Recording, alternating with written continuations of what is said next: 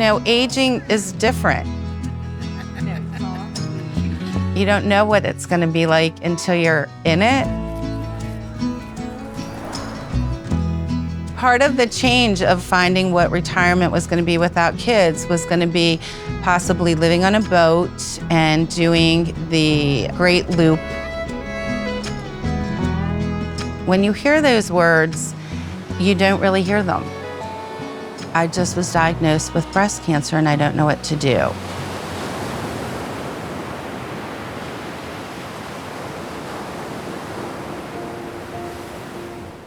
April and May of 2024, I kept complaining to my husband that I had this unsettling pain or something that wasn't familiar underneath my armpits and in my back.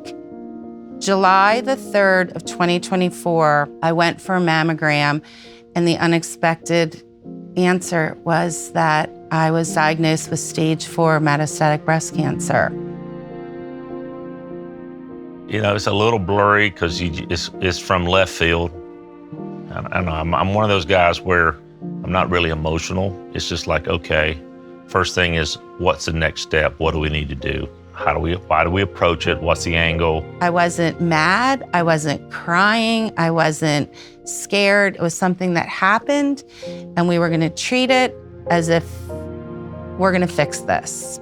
Obviously they had a plan, a traditional plan. And she said to me, that's not what I want to do. It's hard for somebody to say that to you because you know what the possibility could be. My father passed in 2000, just prior to my son being born, of prostate cancer, and it evolved into other things through time. And you see their demise over time, right? What it does to you, radiation and chemo. The things you think about is your kids and, like what could be the possibility and how do we kind of prepare for all those things. 25 years of my life, my mom has been my best friend. She's like a third friend to us. She's a part of the group. Everybody always asks about her. She's very much like me. She's very straight to the point, no beat around the bush. So I broke my wrist when I was skiing when I was 10. And she came down that mountain and she was like, what are you doing on the ground? Get up, throw a little dirt on it, take 2 Advil, and keep going. That is her default. She's like, get up, throw a little dirt on it, and move on. You have to be optimistic, right? I mean, you always have to look at the glass half full, okay? Good things seem to happen, even in adversity. And I think part of that is looking up and not looking down. I am going to be fine, and we are going to give this no life. Okay, let's find some other alternatives, and then the next chapter comes.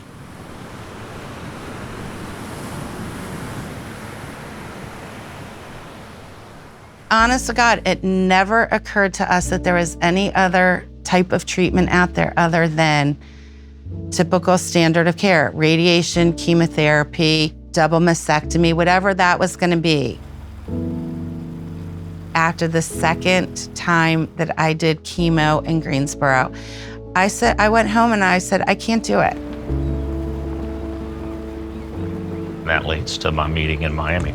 I just happened to be sitting across the table from a business developer, coach. I said, yeah, unfortunately, we're fighting a little battle with breast cancer.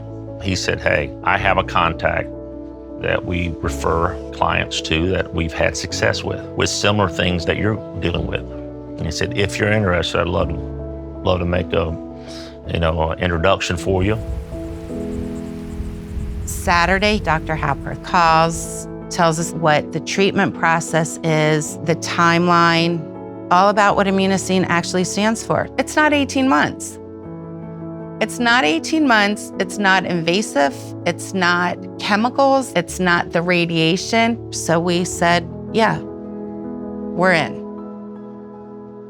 We get to Cancun to do the biopsy, and I'm thinking to myself, this is crazy. I am in Cancun, Mexico, being treated for cancer, and most people come here for the complete opposite, for a good time and tequila and margaritas. Monday was the blood work. Tuesday, meet with the doctors, make sure that your panels all looked good. And then Wednesday was my first injection. From getting diagnosed to the very, very end, the whole Immunocine process was so easy. It was never uncomfortable. You know, they were worried about a rash, fever, infection, and I didn't have any of that. The thing that sticks out to me about this whole experience is just how great the people were within Immunocine. They're your communication. You don't have friends in Cancun, so they become your friends. I learned a lot from them about them, not just as doctors, but as individuals. You felt like they were family, and they just looked you in the eye and say, this is the option, this is what you gotta do, you know, this is where it's at, this are the things we can do for you. And you appreciate that. I don't want pie in the sky, I just want facts. I left Cancun on December the 19th, and you leave, and you don't ever know if you're gonna see them again. Sorry. And yeah, you don't, because you hope to never see them again. Yeah. It's kind of nice to be on the cutting edge of something that could change people's perspective of cancer treatment. And I'm happy to be a part of it. I'm like thrilled. And I feel like maybe because I used Immunocine as a beginning, that maybe I got cancer because I like to talk about my story.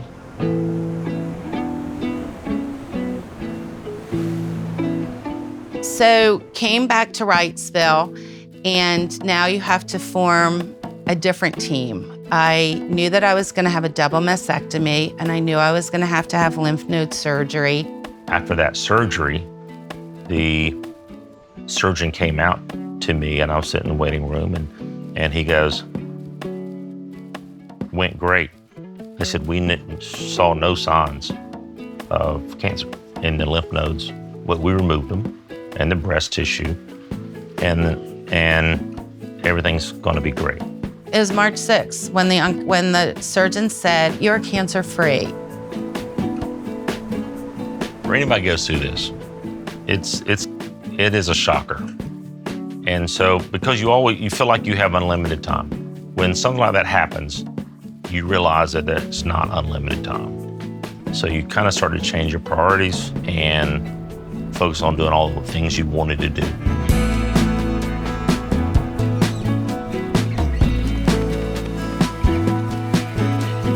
She's working out, she's doing the things that I've wanted her to do for so long, and she's just empowered by the whole situation. She took something that could not have been worse into something that has been so great.